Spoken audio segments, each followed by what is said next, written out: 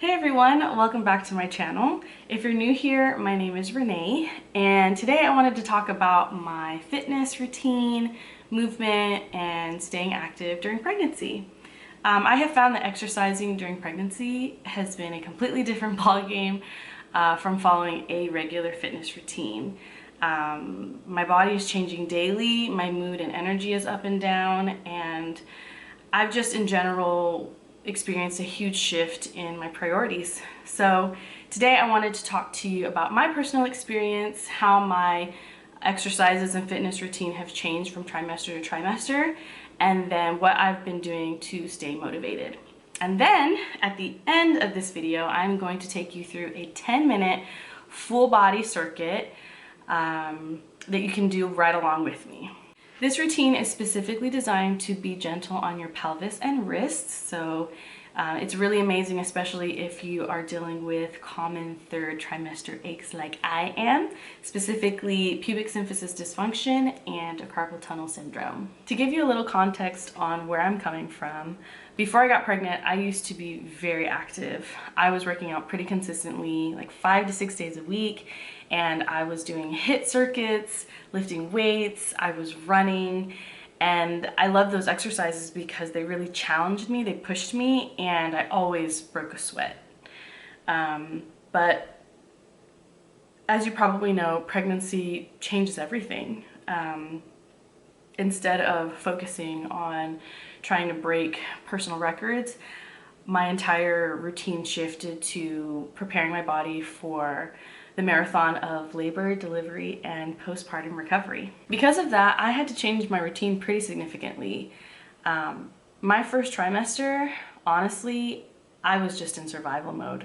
I was 4 months into my first year teaching first grade, and the fatigue and mental exhaustion hit me pretty hard. Those intense workouts went straight out the window. If all I could manage was an uninterrupted 20-minute walk or one HIIT session for the week, I counted that as a win and gave myself grace. By the second trimester, I did get some of my energy back, which was great. I was able to get back into strength training, but with a lot of modifications. So I stopped doing exercises flat on my back, I lowered weights, I swapped out jumping for more low impact movements to protect my joints, and I had a workout routine that was a little bit more sporadic. So instead of working out 5 days a week with a solid plan, I might have worked out 2 to 3 days a week, just kind of focusing on whatever felt good each day. Now that I am in my third trimester, things are definitely getting heavy. My center of gravity has shifted, and I've had to navigate some pretty frustrating symptoms, specifically pelvic symphysis dysfunction and carpal tunnel syndrome. I've been doing strength workouts once or twice a week with some walking and stretching usually in between or on all of my rest days to try to keep my body moving. And then I've also started incorporating some pool workouts because swimming really helps to take pressure off of the joints, and it's really just a perfect exercise to do in this Texas heat. And this brings us to the workout that we're going to be doing today. I chose this specific circuit because every movement has been chosen specifically and intentionally to support a body that is dealing with pubic symphysis dysfunction and carpal tunnel syndrome. So we're going to be avoiding wide stances, asymmetrical movements like lunges, and then any awkward wrist angles that can cause pain.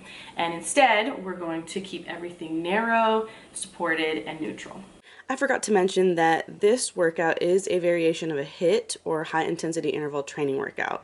So we'll be completing 5 different exercises in 50-second intervals with 10 seconds of rest in between. So each round will equate to 1 minute.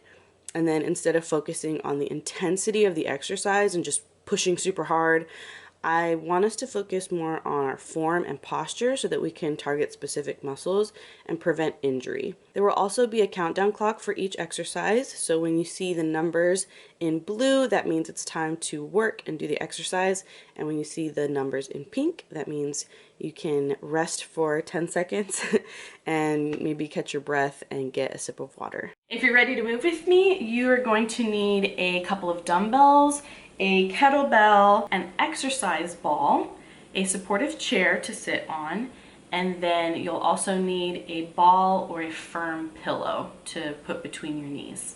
I'm going to do a quick demonstration of each exercise, and then we are going to get right into the circuit. Exercise number 1 is a ball supported wall squat. So I'm going to take my exercise ball, I'm going to place it against the wall, or in my case the door behind me, against my lower back, and then I'm going to just slowly do a squat, trying to keep my chest up and my back straight. Using the ball against the wall takes the pressure off of the lower back, and then keeping your feet parallel and not too wide apart ensures we aren't aggravating the pubic bone like a wide sumo squat would, for example. So this exercise is going to be great for preventing pain in the pubic area. Exercise number 2 is a seated dumbbell hammer curl, so you'll need a chair for this one. Sitting down is going to give our pelvic floor a nice little break after exercise number 1. And we're using a hammer grip with the dumbbells where our palms are facing each other, because this is going to keep our wrists in a straight and neutral position, which is much friendlier on carpal tunnel symptoms. Exercise number 3 is a narrow stance kettlebell deadlift. So if you don't have a kettlebell at home, you can use dumbbells instead. This exercise keeps our pelvis completely symmetrical. By keeping your feet under your hips, you get all the glute and hamstring strength benefits, but without the shearing forces on your pelvic joints. So as you can see, I have my feet not too wide apart, and I'm trying my best to keep my back straight as I drop down and pull the kettlebell back up. Exercise number 4 is the standing dumbbell halo. This exercise is typically done with a kettlebell, but I'm using a dumbbell instead because the grip allows the wrist to stay completely straight and supported. This is fantastic for shoulder mobility and core stability while protecting your hands. And as you can see, I'm just taking the dumbbell and essentially wrapping it around my head one way and then switching directions for each rep. The last exercise is the seated ball squeeze. So again, you'll need a chair, and I'm using a slightly deflated volleyball I found in the garage, but if you have a ball that is really firm, you can either release a little bit of the air from it, or you can squeeze the ball at a lower intensity to avoid putting too much pressure on your hips as you squeeze. I'm placing the ball between the knees and then gently squeezing. This safely fires up the adductors and inner thighs, which helps stabilize the pelvis from the inside out. And that is it. If you are pregnant or looking for motivation to get moving and healthy, I really hope you enjoyed this workout. And if you enjoyed this video, please let me know by giving it a thumbs up and leaving a comment with your thoughts. I really appreciate you joining me today, and I will see you in the next video. Toodles.